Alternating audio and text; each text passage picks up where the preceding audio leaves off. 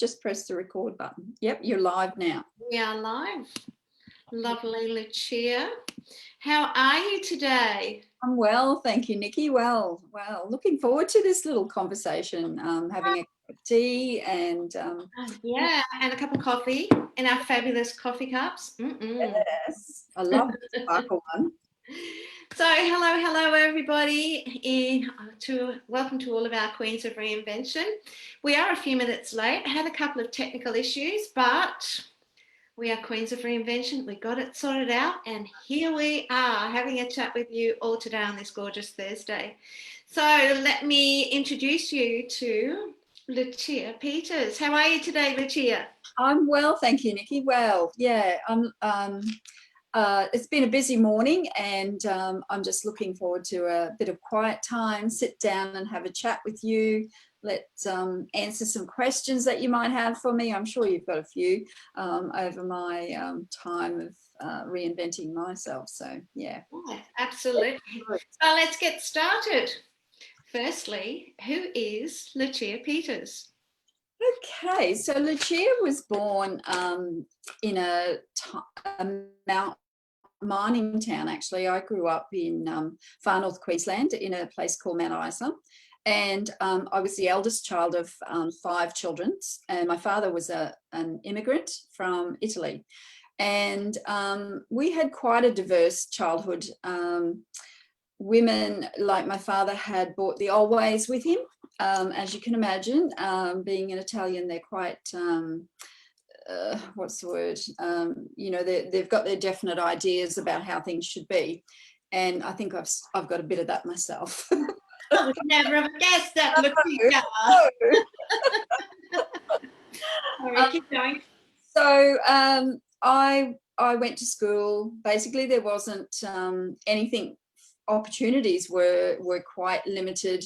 Most of the girls that I went to school with ended up going to work at the mines. You know, like I went through primary school, high school, and then went, well, what am I going to do? And my very first job was in a radio station. I worked in a radio station for about probably 6 months, and I loved it. I loved the marketing. It was just like I'd found a niche, you know, a place for me. And I was only 15 years old at the time, so I left school very early because school wasn't really my thing. I was a bit of a creative, I was a bit of an artist back then, a bit of a hippie, you know. I just sort of wanted to do my own thing. And all the girls, yeah, still doing it, yeah. All the girls were going to the mines and doing computer work, you know, and that was in the days when there was these massive big computers, and it was just not for me. So fast forward probably about 10 years from then, I began a job in a shoe shop, and I was working in shoes and fashion for many years, probably about 20 odd years. And that became design, fashion, all, you know, sort of blended together, and that was my true passion. And it still is, I must admit, you know, it still is. I love fashion, design, how things go together, you know, that intricacy. I love it. So I met my husband, I got married, had a couple of children, 2 children actually, but my second child has high support needs, and we had some real dramas in her early years, and we were living in Mount Isa, so it was quite a traumatic time for me, simply because my husband had to work and I had to be the carer for this child that I was probably only 23, I think, at the time, trying to come to terms with what had happened, you know, like blame, grief, trauma, everything. We nearly lost her at 1 month old. You know, there were so many things that that formed Lucia, I guess, and gave me the strength to keep going. And she's still with us today. She's a beautiful girl, a beautiful woman, very, very strong personality. And I guess we've enabled that in her. But it's also taught me kindness, compassion for our fellow man. And I actually worked Nikki, I can't believe this. I worked all through this. I worked full time. Amazing. Yeah. Because not only had, well, you already had a child, and then Mm, you had another child who had special needs, yeah. and you had all of those emotions and adjustments going on, and you still worked full time. My goodness, that was a huge reinvention in your life. That's what an incredible woman, and what incredible strength that you had at that time. Yeah, I think I see that now. At the time, I was like a puddle duck, I was swimming underwater, trying to stay, my perfect positive self. And it's actually come back to bite me, because at 48 years old, the trauma, the stress, the grief, actually took its toll on my health. And at 48, I was diagnosed with chronic liver disease. And that was a big turning point for me. I had a 16-year-old daughter. We'd had another child after this. I think it was a 12-year gap, my husband and I. And I stayed at home with her for 3 years. Mm. And then this happened, and I kind of went, holy shit, what am I going to do? Because when I was told, there wasn't a very good outcome. And I was basically told to go and get your affairs in order. And when someone says that to you, I don't know, something happens to you. You change. You there's a light bulb goes on, and you go, I've got something to offer. I've got a message here. There's something here about Lucia that needs to be told. So I went through all 6 months actually of treatments, and they weren't nice. They were horrendous. They were the worst times. Oh, I can only imagine it must have been so confronting for you, not only receiving the news, but then having to go through the treatments, yeah, and still not knowing the outcome. the outcome. Gosh. Yeah. So that was 14 years ago now. So I am proof that, there's something higher. There's something out there that's the universe is looking after me. It's told me that I have a message. I have a legacy to leave. So that's my life's work now. I basically help women stay strong, come from a place of grace and compassion, and embracing everything that there is about them, the perfectly imperfect, if you like. None of us are perfect. So yeah, and that's Lucia in a nutshell, basically. And I still live with my husband of 40 years, and Congratulations. Yes, I know. We You stayed stayed together. We stayed together. He's actually been fabulous, but he also, from trauma, has got PTSD. So, living with all of these things, you can still be who you want to be, who you are meant to be. There's nothing stopping you. If you've got that will, that drive, there's nothing stopping you in this world. You've seen the little reinventions I've had. Yes, absolutely. Yeah. It's like there's that saying, like you never know what life's going to throw at you, and gosh, at the time when you're going through it all, you like you said, you just keep going just to keep your head above water. Yeah. And it may not be until many, many years down the track that you look back and you see how far you have come, and you go, oh, Wow. okay, so maybe if that hadn't happened, Exactly. I wouldn't be where I am today, or I wouldn't be as strong as I am, or as resilient as I am, or or have grown as much as I have. So, yeah, they're lessons, really, I guess, aren't they? When you look back on them. Life gives you many lessons, and that's my group is Resilient Females, and that's where that came from. Was that all my journey has been one of resilience and strength, and just keeping going. So yeah. So, what do the words Queen of Reinvention mean to you? Okay, so I guess I guess that's the, you know, my story is the queen of reinvention. I have reinvented myself so many times.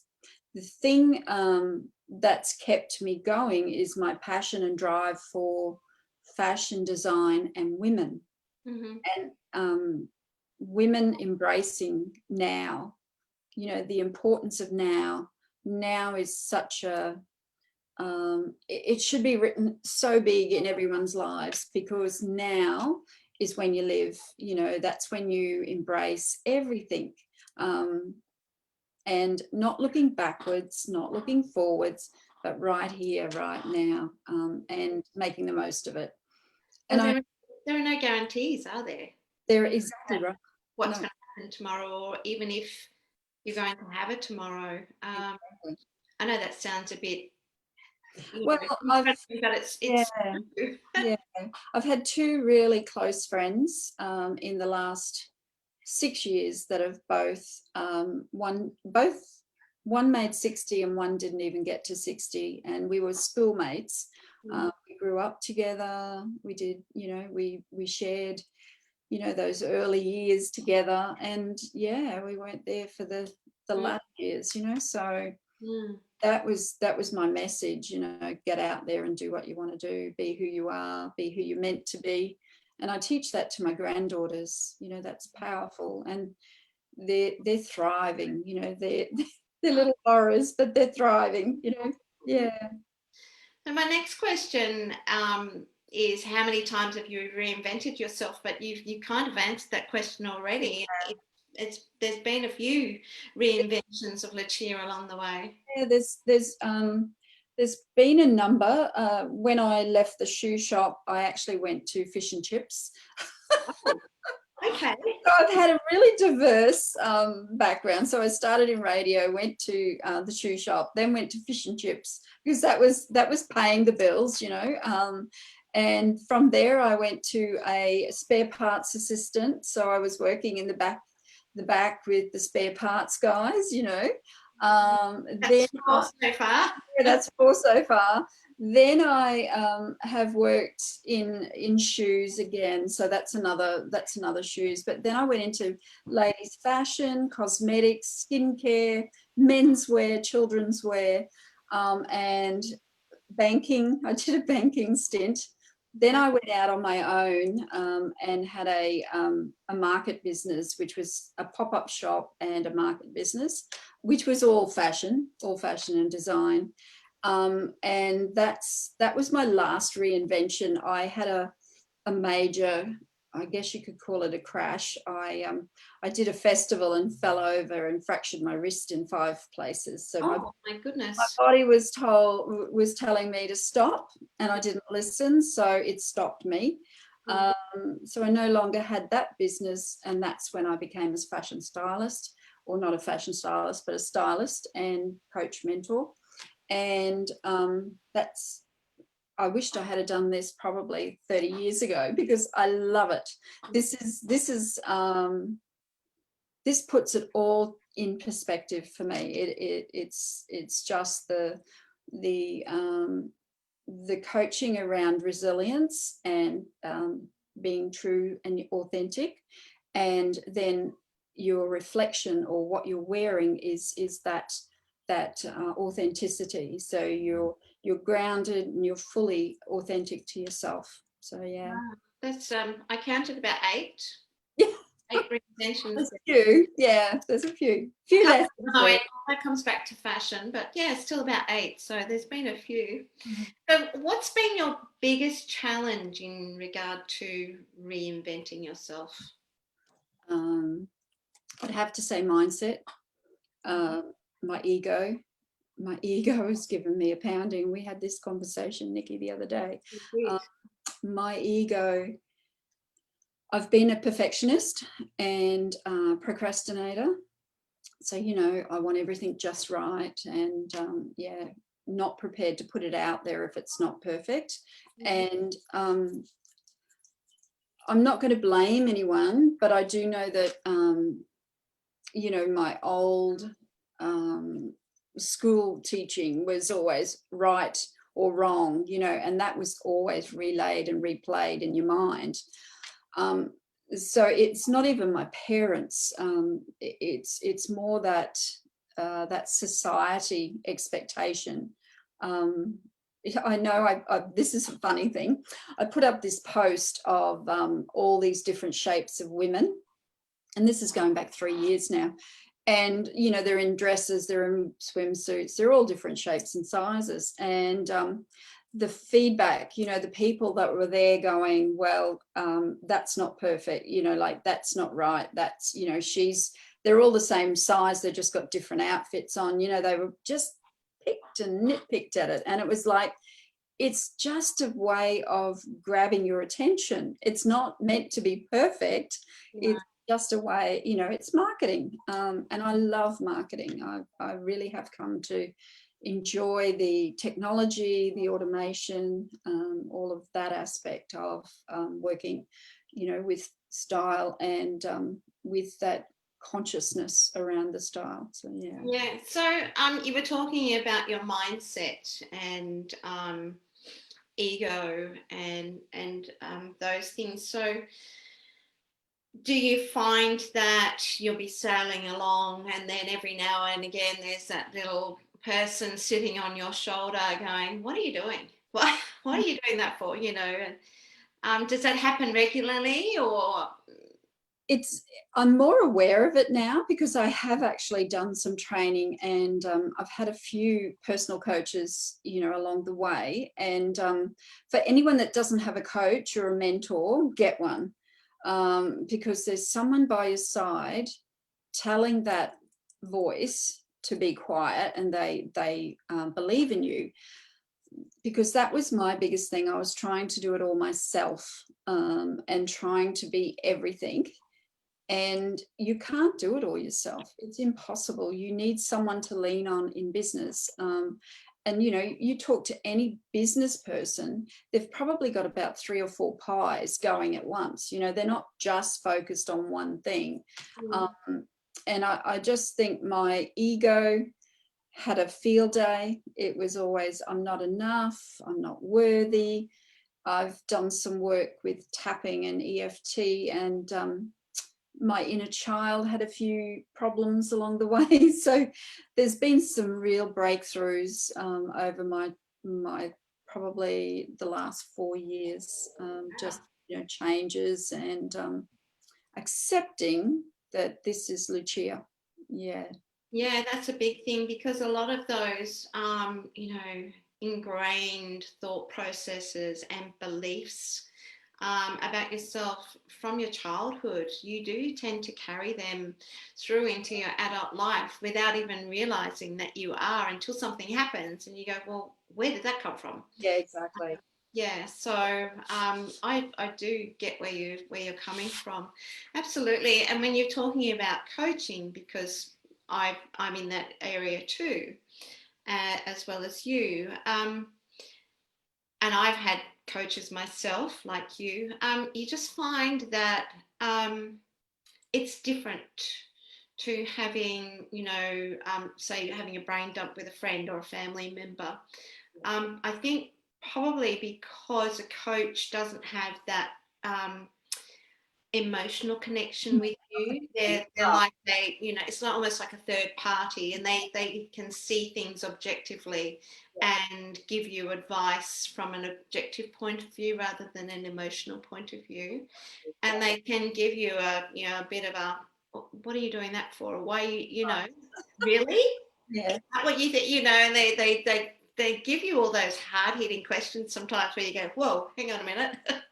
Yeah. But it does get you thinking and does kind of help you reset your thought processes at times as well, doesn't it? I think also the light bulb or the aha moment that I had was that I'm not broken. I don't need to be fixed. There's just an awareness, because having Natalie, my daughter, you know, she's got high needs. Everyone was trying to fix her. Everyone was that, you know, every time I went to a doctor or just for a checkup, it was there was something wrong. We need to fix it. And I just want to say to women out there, there's nothing wrong with you. You don't have to fix it. Just be aware of it, you know, and acknowledge it. Sit with it. And when it comes the next time, you're ready for it. You're aware of it. You sit with it, and then you just move on. Yeah. You know, you don't get bogged down in the I'm not worthy, I'm not enough, you know, all that story that we've come to tell ourselves. We actually acknowledge it. We possibly don't know where it comes from, but we acknowledge it, and then we're aware the next time. Doesn't need to be fixed. It's there, and just move on. So, yeah. So with that in mind, what has been your biggest achievement or your greatest achievement in regard to reinventing yourself to date? Reinventing myself, I think this reinvention is, I've come to realize, is my passion. I've come to realize this is what gets me out of bed even when I'm sick. You know, I had a bad day yesterday, but I was still working last night. You know, it just drives me, and I've got to be conscious of that. You know, helping others, but I've also got to take care of myself. Yeah. Because that was my lesson way back, was that giving too much of myself and trying to control the outcomes with everything is not good for you personally, or physically. So I've come to realize that I can be a little bit selfish about me, and I am quite that way, you know. Just I look after my health first. Yeah, and I think like saying that you're selfish, I get that, but it's about self-preservation, I think, more than being selfish, you know, and allowing yourself that time to just take that pause. And just to, you know, whether your body needs to rest or whether you just need to regroup your thought processes, or whatever it is, just to take that pause. And then, you know, so that you can continue to move forward with, you know, with more vitality or energy or whatever you want to call it. Yeah. I think the word selfish too has got a bad rep. You know, when I say selfish, I don't mean it in the mean way. You know, I'm meaning it in the good way. And I really, I think some of our words have got a real negative play. Yeah, and sometimes they almost have a stigma attached to them as well, don't they? Yeah, society has laid some layers on there, you know, like, yeah, it's interesting. And I find it with styling all the time. There's so many layers, yeah. So what advice would you give to women who are wanting to reinvent themselves but are unsure about how they're going to do it?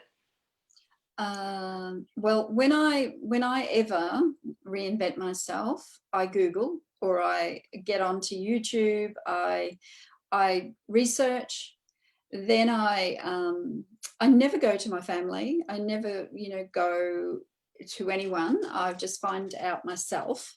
And I guess the first thing would be a coach, a mentor of some sort. I believe any, you know, like yourself, a reinvention coach can step you through some of the processes, and then you have a clearer idea of what you want or what your purpose is, because you've actually, oh, Millie, she's going on my comfy cushion.